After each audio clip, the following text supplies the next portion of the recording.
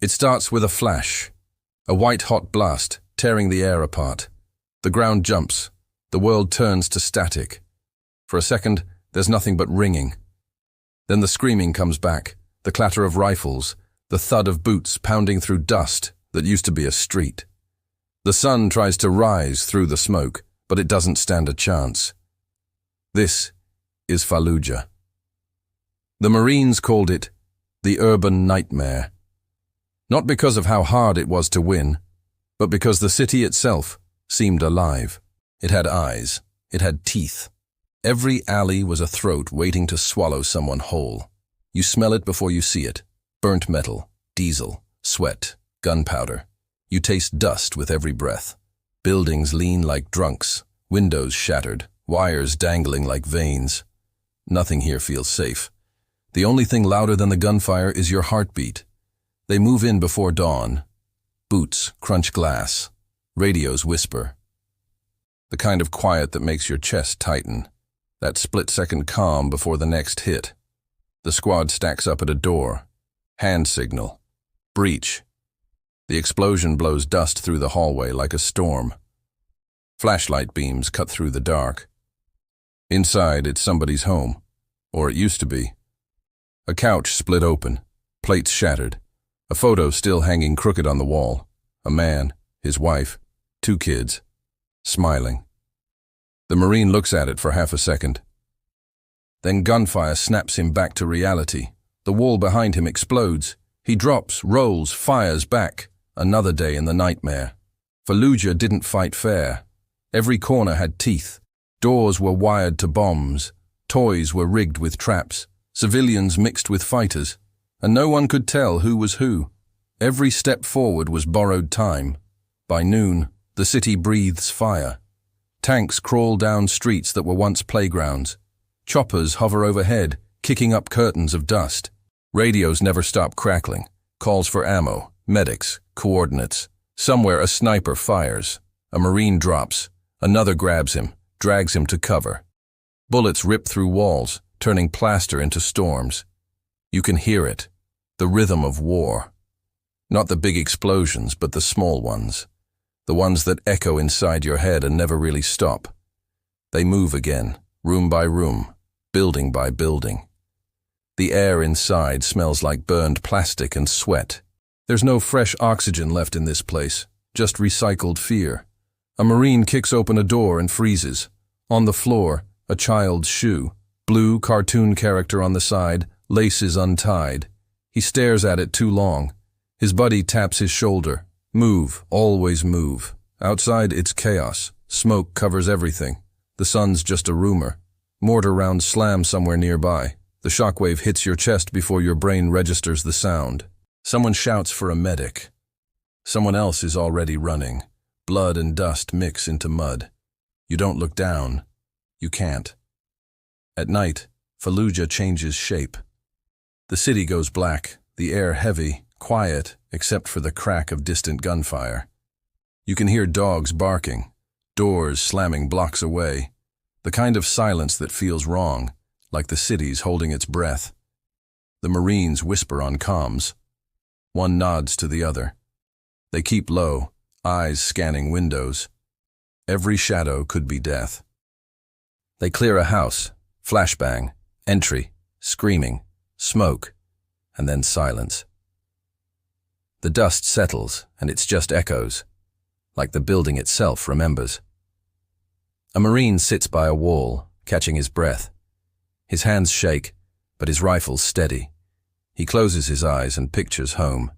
His kid, maybe 3, laughing at breakfast. He holds that thought just long enough to stay human. Then it's gone. By the next morning, the air's a furnace. The city stinks of fuel, sweat, and gunpowder. Flies everywhere.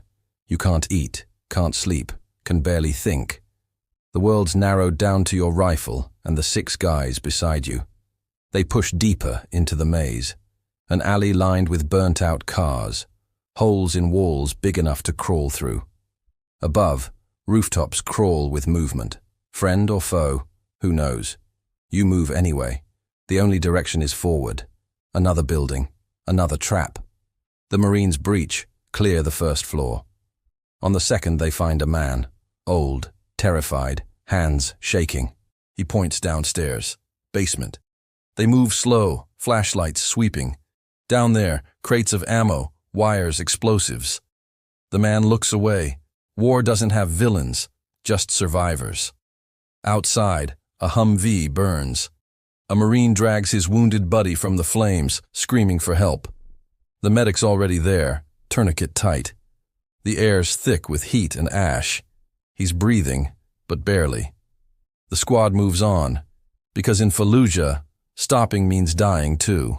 The days blend together. Dust, fire, sweat, static. Sometimes they forget what day it is. Sometimes they forget their own fear, until it creeps back in when the world goes quiet. The city never gives you peace. It only gives you pauses. Then comes the final push, the stronghold. One last sector, the heart of the beast. They know what's waiting. Traps, gunmen, chaos. But they go anyway. Not because they want to, because that's what Marines do. The first blast hits before they reach the corner. The shockwave tosses 2 men back. The others hit the ground, disoriented, ears ringing. The squad leader yells, voice drowned out by the roar. One Marine crawls forward through debris, smoke burning his throat. He finds his friend, pulls him out. Blood everywhere, still alive, barely. The firefight lasts forever, or maybe 5 minutes. Time doesn't exist here, just noise, smoke, breath. When it ends, it's like someone killed the sound. All you can hear is the ringing in your ears and the static of a broken radio. When the dust finally settles, the Marines stand in what's left of a building that used to be a home. Walls torn open, light cutting through holes in the ceiling. Someone drops to their knees, helmet off, staring at nothing. The kind of exhaustion that's deeper than tired. It's spiritual. Fallujah's still standing, but barely. The city looks like a ghost, a hollow thing breathing smoke. And yet, somewhere under all that ruin, you can still feel a pulse. The stubborn heartbeat of life refusing to die. A Marine kneels, scoops a handful of dirt, lets it run through his fingers. It's more than dust. It's memory. It's fear and courage blended into one color. He'll carry that dirt home, even if he leaves it behind. Because courage here isn't loud. It isn't speeches or flags. It's moving when every part of you wants to stop. It's dragging a brother out of a burning street. It's holding your breath while the world collapses around you, and then standing up anyway. Fallujah stripped war of every illusion. No glory, no victory songs, just survival and sacrifice side by side. When they finally march out, the city watches. Dust swirls in the sun. Smoke curls off rooftops like breath. Their shadows stretch across the rubble, long, silent, heavy. No cheers, no applause, just the quiet truth of what it cost. They leave behind walls marked with bullet holes, photos buried in ash, and memories that will never fade. For the world, it's history. For them, it's a heartbeat that never stops echoing. Because this wasn't just a battle, it was a mirror, showing what courage looks like when everything else is stripped away. And in that final moment, when the guns fall silent and the city exhales for the first time in weeks, a single thought cuts through the haze. The one every Marine carries long after the war. Courage isn't not being scared. It's moving anyway.